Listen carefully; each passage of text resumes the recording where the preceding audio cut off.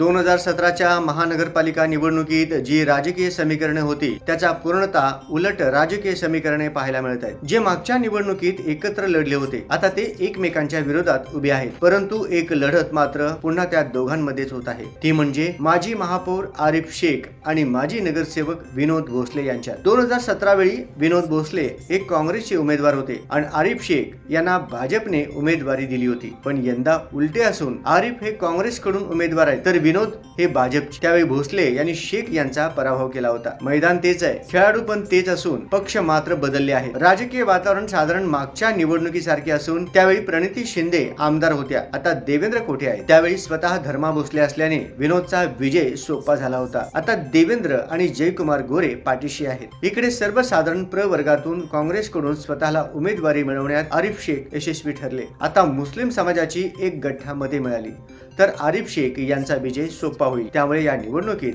आता आरिफ शेख हे मागील पराभवाचा बदला घेणार का याकडे सर्वांच्या नजरा लागल्या.